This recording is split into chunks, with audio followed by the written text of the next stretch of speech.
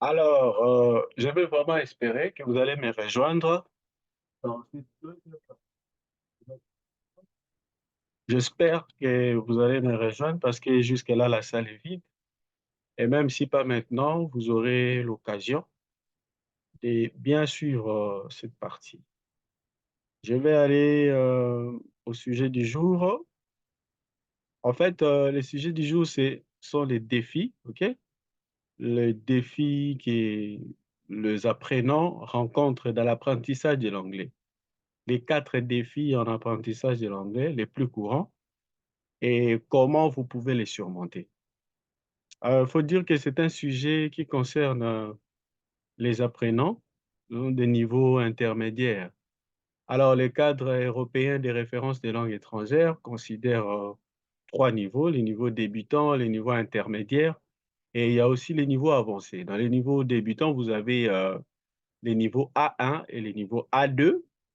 Dans les niveaux intermédiaires, vous avez les niveaux B1 et les niveaux B2, intermédiaires débutants et intermédiaires avancés. Et vous avez les C1, CD, C2, c'est le niveau du natif, et C1, c'est les niveaux avancés. Voilà. Donc, ici, c'est beaucoup plus par rapport à ceux qui apprennent l'anglais, mais qui sont bloqués à un certain niveau. Ils sont comme dans une phase de plateau. Alors, comment on peut faire pour amener son anglais à un niveau beaucoup plus supérieur? Alors, dans cet exercice, dans ces efforts, il y a quatre grands problèmes que vous allez rencontrer, qui est commun pratiquement à tous les apprenants de l'anglais. OK? Voilà. English with Bro Damien, ça m'a traduit anglais avec frère Damien. Alors, le premier défi, on l'aura à la fin. J'ai préféré commencer par les quatrièmes. Il est difficile de trouver des méthodes et des techniques en ligne qui vous aideront à ces niveaux. OK? Pourquoi? Parce que simplement, euh, les niveaux, il est unique, hein? OK? Il est unique. Il faut vous considérer toujours comme une personne différente de toutes les autres. Il n'existe pas une stratégie magique ou une stratégie qui marcherait comme un coup de bâton, une baguette magique hein, et qui vous fait parler du coup l'anglais. Voilà, donc mettez en tête que c'est difficile, c'est pas facile de trouver. Alors, pour y arriver, qu'est-ce qu'il faut faire? Il faut avoir un plan qui vous aidera enfin à passer à un niveau supérieur. Donc, vous devez donc vous organiser. Et pour cela, voici les étapes. Il faut utiliser des outils pour absorber le plus possible des informations.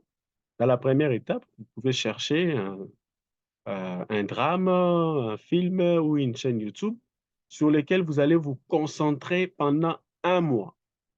Et là, le bon côté de la chose, c'est que vous n'aurez qu'une seule chose à faire pendant un mois.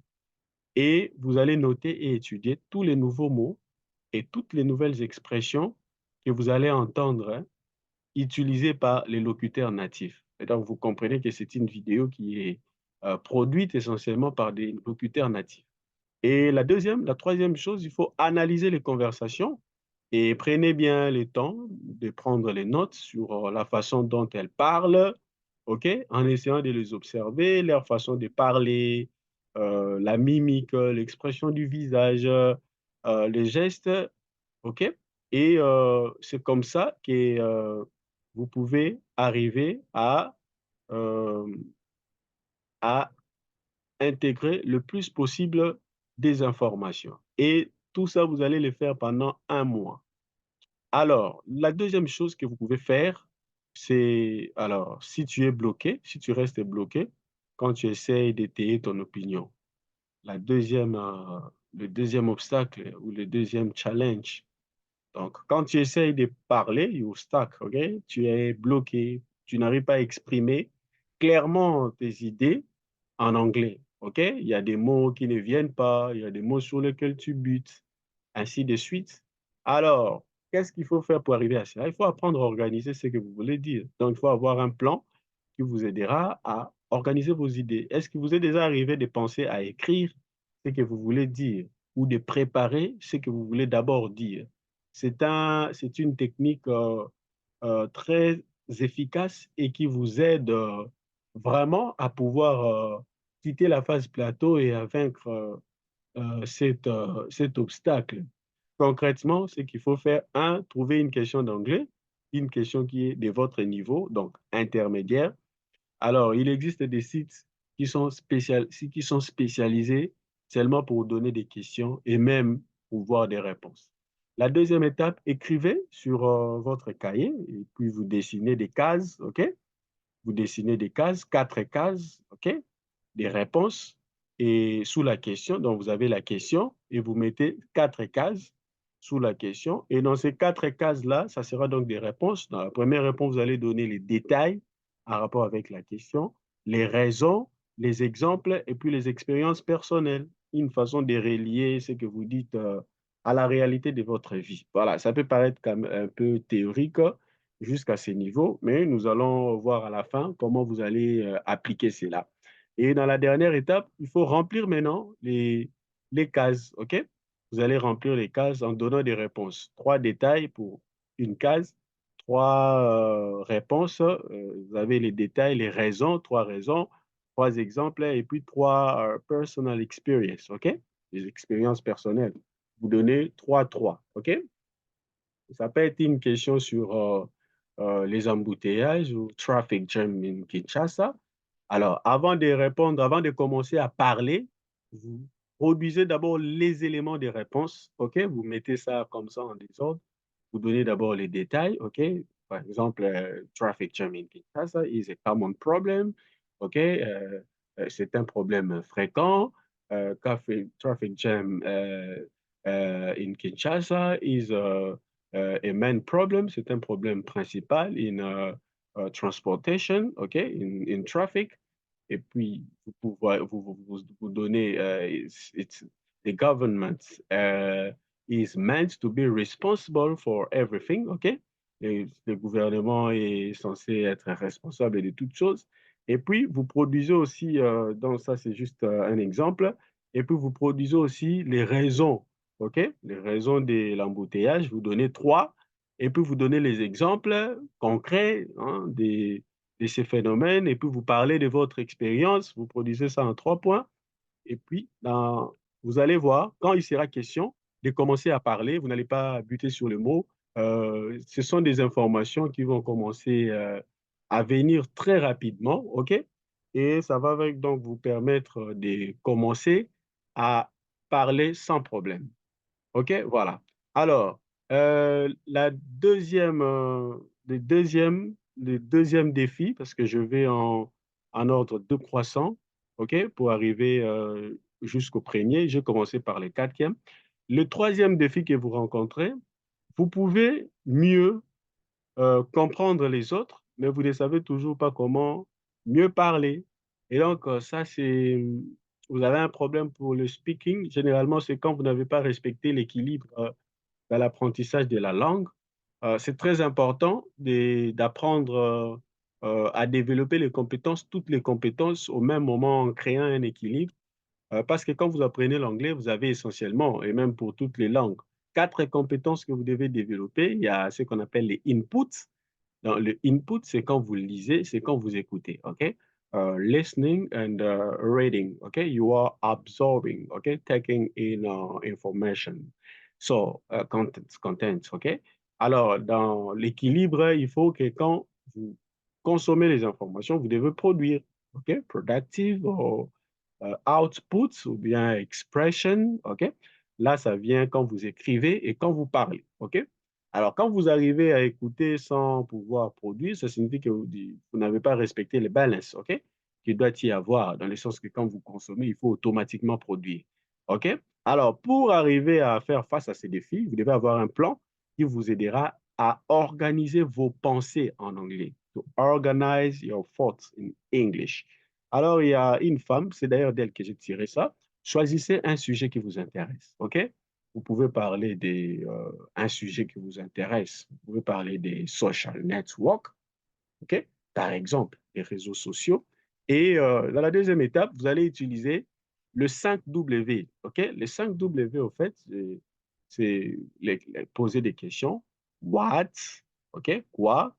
Who, OK? When, where, et puis why, OK? Le 5W, en fait, ça vous permet d'organiser votre pensée.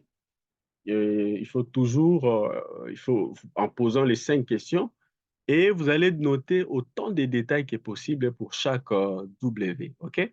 Alors pour les 5 W ici, je vais vous montrer pour approfondir la question, je vais vous mettre une vidéo. Le lien, vous allez trouver le lien dans la description. Le lien de Tiffany, une coach, c'est d'ailleurs d'elle que j'ai trouvé, cette stratégie. C'est une personne qui m'inspire beaucoup, beaucoup, beaucoup et souvent j'intègre ces stratégies dans l'accompagnement que j'ai fait pour mes étudiants. Coach Tiffany, OK? C'est une Américaine. Vous allez voir les liens pour, les 5 W afin d'approfondir, voilà, cette partie. Et l'étape suivante, vous allez parler ensuite pendant 1 minute de chaque section. Vous prenez 1 minute, just a minute, OK? Comme le dit Ganesh, un autre professeur d'anglais que j'aime bien, en utilisant les détails que vous avez notés, OK? Vous utilisez les détails que vous avez notés pour chaque question, OK? Ici, je vous présente la théorie. Vous le savez très bien que nous allons pratiquer intensement dans les groupes, dans la communauté que j'ai créée. Et donc, ceux qui vont me suivre par la chaîne, à travers cette chaîne, si vous êtes intéressé à pratiquer, vous n'avez qu'à cliquer sur le lien qui est là et vous pouvez me contacter. Et donc, à la troisième et la dernière étape, il faut parler. Ensuite, vous allez produire les informations en fonction de chaque W. 3 détails importants. Et en produisant 3 détails pour chaque W, ça vous fait 15 détails. OK? Voilà, pour ne pas dire détour. Et là, vous allez commencer à parler, vous allez voir que vous ne bloquerez pas. Parler en anglais, ça s'apprend. Parler en anglais, ça se prépare. Parler en anglais, ça demande de la patience, de la stratégie. Ça demande de bouger la tête dans un premier temps. Mais dès que vous évoluez, à un certain moment, ça va créer un certain automatisme. Et c'est comme ça que vous allez évoluer. OK? La dernière chose ou le dernier défi, est-ce que vous vous sentez dépassé parce qu'il y a tellement de choses, OK? Tellement de mots, tellement d'expressions à apprendre. Vous savez, quand vous êtes à un niveau débutant, vous vous rendez compte que, parce que plus on monte, plus vous avez des choses à apprendre, hein. En fait, ça se passe comme ça. Plus vous avez des choses à prendre et à un moment de donner, ça décourage, OK? En anglais, on dit to be overwhelmed, OK? Overwhelmed, c'est vous sentir vraiment dépassé, de sorte que vous ne pouvez pas apprendre certains mots, OK? Donc, je l'ai dit, les premiers des défis, OK? C'est celui-ci. Vous êtes dépassé, vous avez tellement de choses à apprendre et vous vous posez la question, par où vous devez commencer? Et déjà que vous n'avez pas que l'anglais à apprendre, vous avez beaucoup de choses à faire. Alors, euh, au fait, vous devez avoir un plan pour faire face à ces problèmes. Vous devez avoir un plan qui vous aidera à atteindre votre objectif de vocabulaire. Il ne faut pas aller vaille que vaille, il faut organiser l'apprentissage et cela va affecter vraiment votre façon de faire, soyez-en sûrs. La première des choses, la première étape, c'est fixer des objectifs. OK? Les objectifs, vous le savez, ça, dans la méthodologie, il faut fixer des objectifs SMART, ça signifie specific, OK? Measurable, achievable, euh, realistic, et puis timetable, OK? Ou bien timing, OK? Time limits. Alors, les spécifiques, c'est comme ce que nous avons dit ici, un vocabulaire par jour, measurable, ça dit si j'apprends le vocabulaire, OK? À la fin, je saurais dire que j'ai appris. Est-ce que c'est possible d'apprendre un vocabulaire par jour, achievable? Est-ce que c'est réalistique en fonction de la réalité de votre vie, en fonction de votre temps? Est-ce que vous pouvez apprendre un vocabulaire par jour? Oui, c'est possible. Alors, la deuxième étape, vous allez diviser par nombre de jours, OK? Par les nombres de jours. Ça, j'ai donné juste un exemple. Si je prends, par exemple, je dis, je vais apprendre 100 vocabulaires, OK? 100 vocabulaires en 10 jours. 100 mots en 10 jours, OK? 100 mots en 10 jours, ça signifie 10 mots par jour, OK? Ça, c'est un exemple concret. Et vous allez déterminer combien de temps vous pouvez étudier par jour, OK? Combien de temps vous pouvez étudier par jour? Donc, j'ai 100 mots en 10 jours. Et si je dis 15 minutes par jour, ça signifie c'est, un mot, c'est un point, 1,5 minutes, OK? C'est à peu près 2 minutes, OK? Vous pouvez même dire 2 minutes, c'est comme ça fera 20 minutes par jour et donc vous allez avoir 20 minutes pour, apprendre l'anglais, OK? Et ça demandera aussi que vous soyez, vous vous limitez dans les temps. Voilà. Donc, ça, c'est pour vous qui avez rejoint ma communauté. Je vous laisse dans la soif comme ça, sans aller très loin dans les détails et dans les exemples, pour que nous puissions appliquer cela dans le groupe WhatsApp. Voilà. Vous allez suivre cette vidéo, je vous laisse les liens. Vous êtes là beaucoup, vous avez eu des difficultés à vous connecter, c'est pas un problème. Vous allez suivre la vidéo. Donc, le premier défi, vous êtes dépassé, vous avez tellement de choses à apprendre et vous ne savez pas par où commencer. Deuxième défi, les autres, vous avez quand même, développé votre oreille, vous pouvez écouter ce que les autres disent, mais lorsqu'il faut parler, vous êtes bloqué, OK? Alors, le 3e défi, vous n'avez pas c'est pratiquement comme dans le parler, vous êtes bloqué quand il faut exprimer vos idées, soit par peur d'erreurs, soit parce que vous n'avez pas la confiance en vous, soit parce que vous ne savez pas bien organiser, OK, vos idées. Et le dernier défi, c'est que vous ne trouvez pas une technique ou une stratégie qui marche pour vous. Voilà, merci bien pour, vous qui allez suivre, cette, partie. On se donne rendez-vous dans la semaine qui va suivre. J'ai prévu beaucoup de choses pour vous aider à décoller, pour vous aider à améliorer, pour vous aider surtout à bien organiser votre apprentissage de l'anglais. C'est en cela, c'est tout ce que je sais faire et que je peux faire, pour vous. Voilà, merci.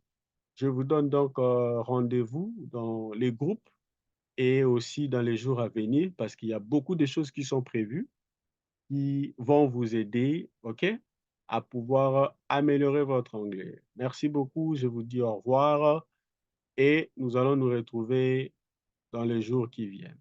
Merci et au revoir.